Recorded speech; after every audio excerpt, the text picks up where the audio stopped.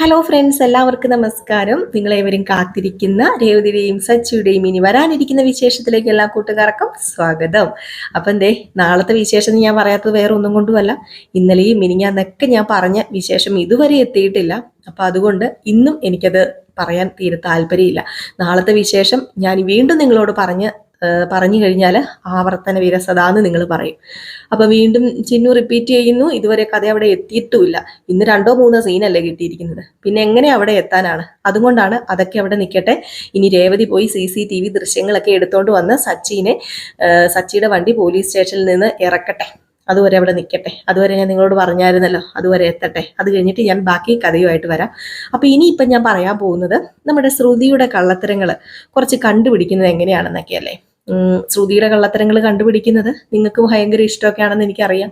കാരണം എപ്പോഴും എല്ലാവരും ചോദിക്കാറുണ്ട്, ഇതെന്താണ് ശ്രുതിയുടെ കള്ളത്തരങ്ങൾ ഇതുവരെ കണ്ടുപിടിക്കാത്തത് എന്ന്. ഏതായാലും ശ്രുതിയുടെ കള്ളത്തരങ്ങൾ കണ്ടുപിടിക്കുക. ആദ്യം തന്നെ ചെറിയച്ഛനെ അങ്ങ് തുടങ്ങുക. ചെറിയച്ഛനല്ലോ ഇളയച്ഛൻ, നമ്മുടെ ബീരാനിക്ക ഉണ്ടല്ലോ, ഇറച്ചി വെട്ടുകാരൻ ബീരാനിക്ക. ബീരാനിക്കന് നമ്മുടെ സച്ചി കാണുന്ന ഭാഗമുണ്ട് കേട്ടോ. അത് വേറൊന്നുമല്ല, നമ്മുടെ ബീരാനിക്ക ഫാമിലിയൊക്കെ ആയിട്ട് താമസിക്കുന്ന ഒരാളാണ്. ഭാര്യയുണ്ട്, കുട്ടികളുണ്ട്. അപ്പൊ ഈ ബീരാനിക്ക ഒരു ഇറച്ചിവെട്ട് കട നടത്തുകയാണല്ലോ. അപ്പൊ ഈ ബീരാനിക്കയുടെ മക്കൾക്ക് ഒരു ചെറിയൊരു ആക്സിഡന്റ് പറ്റുന്നുണ്ട്. അതായത് ഇവര് സ്കൂളിൽ നിന്ന് വരുമ്പോഴത്തേക്കും ഇവര് വരുന്ന ഓട്ടോ എങ്ങാണ്ട് മറിയുകയോ, അപ്പൊ അങ്ങനെ എങ്ങാണ്ട് ഒരു ചെറിയൊരു ആക്സിഡന്റ്, അത് ചിലപ്പോൾ ഓട്ടോ മറിയുന്നതാകാം, എന്തെങ്കിലും ആട്ടെ, ഒരു ആക്സിഡന്റ് സംഭവിക്കുകയാണ്. അങ്ങനെ ആക്സിഡന്റ് സംഭവിക്കുന്ന സമയത്ത് അവിടെ പെട്ടെന്ന് സച്ചി ഉണ്ടായിരുന്നു. സച്ചിയുടെ ഈ കാറിൽ കയറ്റിയിട്ടാണ് ആ വാനിലുണ്ടായിരുന്ന, വാനോ ഓട്ടോയോ അങ്ങനെ ഉണ്ടായിരുന്ന ആ പിള്ളേരെയെല്ലാം, സ്കൂളിലെ പിള്ളേരെയെല്ലാം കൂടെ കയറ്റിക്കൊണ്ട് പോകുന്നത്. അപ്പൊ പെട്ടെന്ന് വേറെ ആരും വണ്ടി നിർത്താനോ ആ പിള്ളേരെ ഒന്നും കയറ്റിക്കൊണ്ട് പോകാനോ തയ്യാറായില്ല. പിന്നെ നമ്മുടെ സച്ചിനെ അറിയാലോ, സച്ചി ഇങ്ങനെയുള്ള കാര്യങ്ങളൊക്കെ ചെയ്യും. സച്ചി വേഗം വെപ്രാളപ്പെട്ട് ഈ പിള്ളേരെല്ലാം വാരി കോരിയൊക്കെ എടുത്തു ഹോസ്പിറ്റലിലേക്കൊക്കെ കൊണ്ട് എത്തിച്ചു. അപ്പൊ 2-3 പിള്ളേരേ ഉള്ളു കേട്ടോ. അപ്പൊ അത്രയും പിള്ളേർക്കാണ് സീരിയസ് ആയിട്ട് പറ്റിയത്. ഇപ്പൊ ഹോസ്പിറ്റലിലൊക്കെ കൊണ്ടുപോയി എത്തിച്ചു. അങ്ങനെ ആകെപ്പാട് ടെൻഷൻ അടിച്ചിരിക്കുകയാണ്. അങ്ങനെ പോലീസുകാരൊക്കെ എത്തി, പോലീസുകാർക്ക് ഇൻഫർമേഷൻ ഒക്കെ കൊടുത്തു. അപ്പൊ ഈ സ്കൂൾ ഓട്ടോയോ വാനോ ഓടിച്ചുകൊണ്ട് ആ ഡ്രൈവർ മുങ്ങി കേട്ടോ. ഈ പിള്ളേരെ ഇട്ടിട്ട് ആ ഡ്രൈവർ മുങ്ങി. അപ്പൊ അവിടെ നമ്മുടെ സച്ചിയാണ് മുൻകൈ എടുത്ത് എല്ലാ കാര്യങ്ങളും ചെയ്യുന്നത്. അപ്പം അതിന്റെ ക്രെഡിറ്റ് നമ്മുടെ സച്ചിക്ക് കിട്ടാൻ പോവുകയാണ്. അതിന്റെ ആ ഒരു എന്താ പറയുക, റീച്ച് നമ്മുടെ സച്ചിക്ക് കിട്ടാൻ പോവാണ്. സച്ചിക്ക് കുടിയനെന്ന റീച്ച് മാത്രം പോരല്ലോ, അല്ലാതെ നമ്മുടെ സച്ചി ചെയ്യുന്ന കാര്യങ്ങളും റീച്ച് ആകണ്ടേ, വൈറലാകണ്ടേ. അങ്ങനെ നമ്മുടെ സച്ചിയുടെ കുറച്ച് ആ ഒരു ഓട്ടോറിക്ഷ ഓട്ടോറിക്ഷയാണോ വാനാണോ മറിഞ്ഞ് രക്ഷിച്ചതൊക്കെ വലിയ വൈറലാവുകയാണ്. അങ്ങനെ നമ്മുടെ സച്ചിനെ ഇന്റർവ്യൂ ഒക്കെ എടുക്കാൻ ആൾക്കാരൊക്കെ വരുന്നുണ്ട് കേട്ടോ. സച്ചി ആരാ മോന്, സച്ചിനെ ഇന്റർവ്യൂ ഒക്കെ എടുക്കുന്നുണ്ട്. ശ്രുതിയൊക്കെ കൊതിക്കട്ടെ. ഏതായാലും ഈ സമയത്താണ് നമ്മുടെ ബീരാനിക്ക പെട്ടെന്ന് കയറി വരുന്നത് ഹോസ്പിറ്റലിൽ.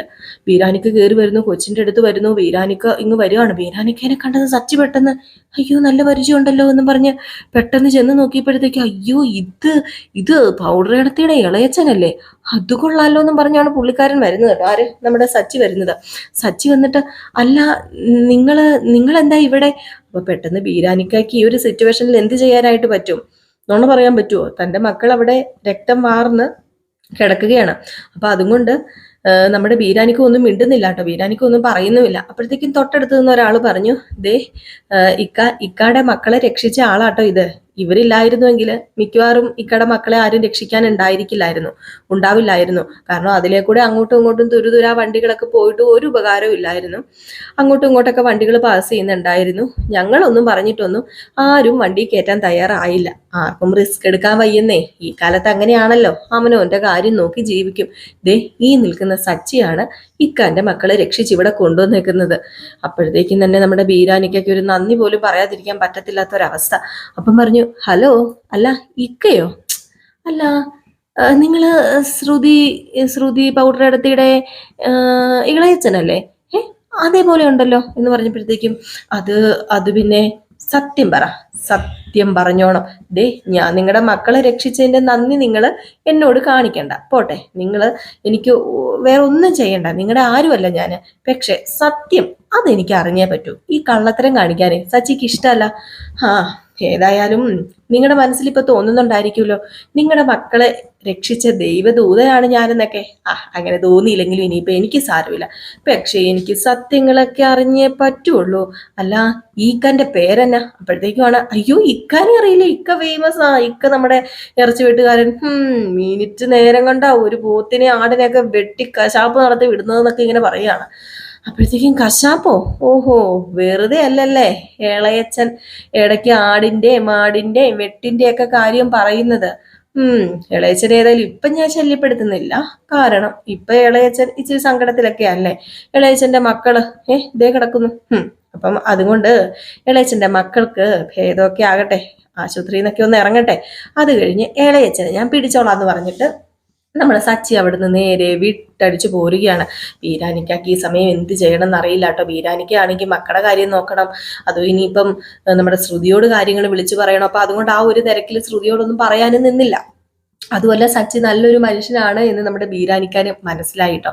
കാരണം തന്റെ മക്കള് രക്ഷപ്പെട്ടത് സച്ചി കാരണമാണല്ലോ. അപ്പൊ അതുകൊണ്ട് തന്നെ ബീരാനിക്ക് മനസ്സിലായി തന്റെ മക്കള് രക്ഷപ്പെടുത്തിയ സച്ചി നല്ലവൻ തന്നെയാണ്. അപ്പൊ അതുകൊണ്ട് ഇനിയിപ്പോ വേറൊരു പരിപാടിക്കും പോകണ്ട എന്ന് ഓർത്തുകൊണ്ടായിരിക്കാം നമ്മുടെ ബീരാനിക്ക ഒന്നും മിണ്ടിയില്ല.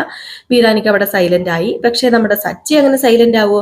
സച്ചി ചെന്ന് രേവതിയോട് ഈ കാര്യമൊക്കെ പറഞ്ഞു കേട്ടോ. രേവതി ഇന്ന് ഇങ്ങനെ ഒരു സംഭവം നടന്നു പറഞ്ഞപ്പം, പോ സച്ചിയേട്ടാ ഒന്ന്, സച്ചിയേട്ടന് അല്ലെങ്കിലും ഇങ്ങനെ സംശയം ഉള്ളതാ, സച്ചിയേട്ടന് പണ്ട് മുതലേ അത് ഇങ്ങനെ സംശയമാ, എന്തിനാ വീണ്ടും വീണ്ടും ഇങ്ങനെ സംശയിക്കുന്നത്? പോ സച്ചിയേട്ടാ, അങ്ങനെയൊന്നും അല്ല കാര്യങ്ങൾ എന്ന് പറഞ്ഞപ്പോ, എങ്ങനെയൊന്നും അല്ല, അതേ ഞാൻ ഫോട്ടോ എടുത്തോണ്ട് വന്നിട്ടുണ്ടെന്ന്.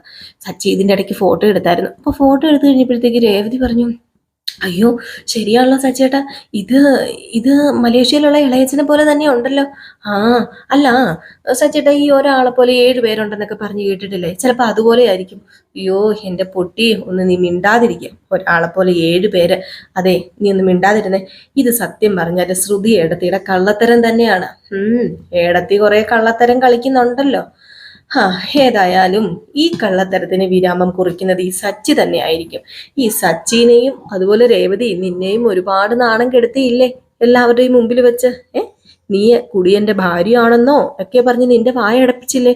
ഇതിന് പരിഹാരമായിട്ട് ഈ സച്ചിക്ക് ഇത് ചെയ്തേ പറ്റൂ എന്ന് പറഞ്ഞിട്ട് നമ്മുടെ സച്ചി എന്ത് ചെയ്തു? വീണ്ടും നമ്മുടെ ബീരാനിക്കാനെ തിരക്കി പോവുകയാണ്.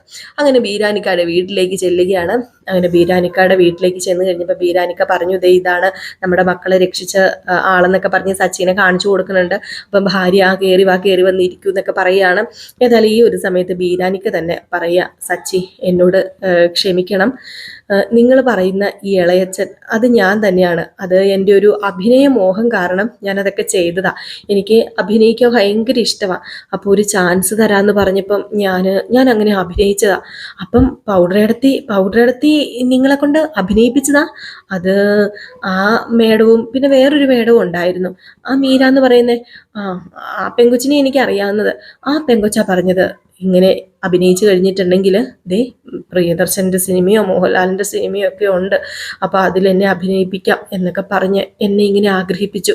അപ്പം പിന്നെ ഞാൻ ഓർത്തു അഭിനയം തലയ്ക്ക് പിടിച്ച് കിടക്കുക. അപ്പോഴത്തേക്ക് നമ്മുടെ ബീരാനിക്കാൻ്റെ പെണ്ണുപിള്ള പറയുന്നുണ്ട്, എൻ്റെ പൊന്നു പടച്ചോനെ, അല്ലെങ്കിൽ ഇയാൾ ഇങ്ങനെ തന്നെയാ, കുടുംബവും നോക്കൂല, വീടും നോക്കൂല, ഒന്നും നോക്കൂല, അഭിനയം അഭിനയം അഭിനയം എന്ന് പറഞ്ഞുകൊണ്ട് ഇറങ്ങി ദേ ഇയാൾ ജീവിതത്തിലും അഭിനയിക്കാൻ തുടങ്ങിയോ എൻ്റെ ഈശ്വര എന്ന് പറഞ്ഞുകൊണ്ട്.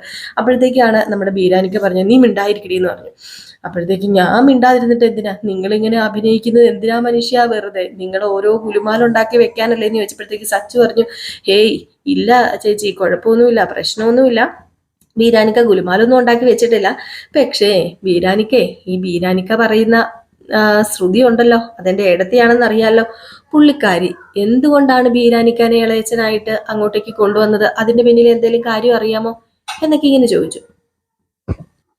അപ്പൊ നമ്മുടെ ബീരാൻ പറഞ്ഞു, അയ്യോ മോനെ സച്ചി, അതിനെക്കുറിച്ചൊന്നും എനിക്ക് അറിയില്ല കേട്ടോ, എനിക്ക് കൂടുതലായിട്ട് വേറെ ഒരു വിവരം അറിയില്ല. അഭിനയിക്കാൻ പറഞ്ഞു, ഞാൻ അഭിനയിച്ചു, അഭിനയിക്കാൻ മോഹമുണ്ട്, അത് ശരിയാ.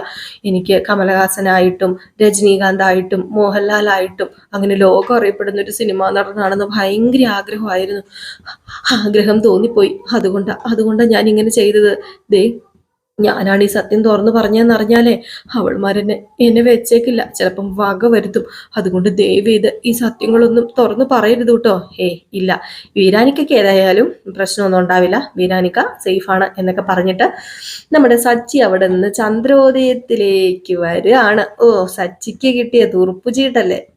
സച്ചി എന്ത് ചെയ്യും, മാക്സിമം അത് വിനിയോഗിക്കുമല്ലോ.